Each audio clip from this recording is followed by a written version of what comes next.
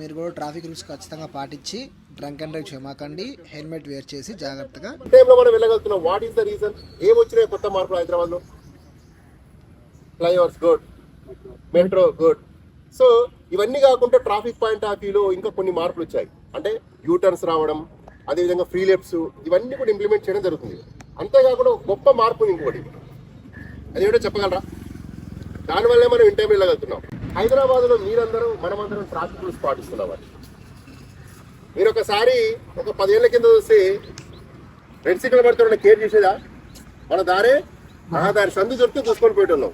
ఇప్పుడు red signal పడితే stop line దాటి ముందుకు వెళ్తున్నామా అంటే మనలో కూడా భయం వచ్చేసింది, మనలో కూడా డిసిప్లిన్ వచ్చేసింది. 90% people are following traffic rules Hyderabad. మీరు ముంబై, బెంగళూరు సిటీ వెళ్ళి చూడండి, ఒక్కడికి ట్రాఫిక్ సెన్స్ ఉంటుంది అక్కడ. ఎట్లా పడితే అట్లా అట్లా తింటే పోతూనే ఉంటుంది, వాడికి భయమే ఉండదు. మీరు హైదరాబాద్లో మీరు అబ్జర్వ్ చేయండి. ఇప్పుడు ఒకసారి చౌరస్తా దగ్గర మీరు నిలబడి చూసినప్పుడు ప్రతి ఒక్కరు రెడ్ సిగ్నల్స్ రెస్పెక్ట్ ఇస్తున్నారు. ఇవ్వకపోతే ఏమవుతుంది? వెంటనే చిట్టాపత్తులు పెరిగిపోతున్నాయి అన్న భయం. దాంతోపాటు వెంటనే కట్టించి కూడా అది కూడా ఎన్ఫోర్స్మెంట్ కూడా జరుగుతుంది. సో ఆ భయం అనేది మనలో వచ్చేసింది. సో మనకి చాలా నేరో రోడ్.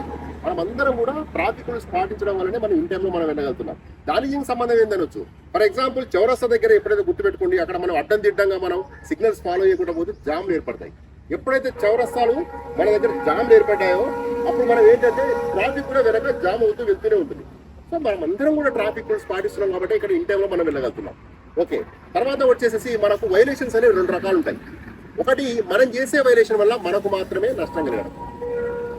అంటే హెల్మెట్ పెట్టుకోకపోవడం, సీట్ బెల్ట్ పెట్టుకోకపోవడం, ఇలాంటివి ఏంటంటే మనం చేసే వైలేషన్ వల్ల మనకు మాత్రమే నష్టం కలుగుతాయి.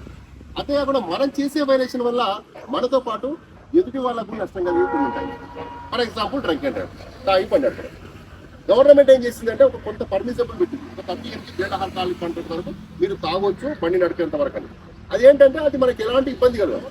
గాయస్ సార్ చెప్పింది విన్నారు కదా. మీరు కూడా ట్రాఫిక్ రూల్స్ ఖచ్చితంగా పాటించి డ్రంక్ అండ్ డ్రైవ్ చేయమాకండి. హెల్మెట్ వేర్ చేసి జాగ్రత్తగా నడుచుకోండి.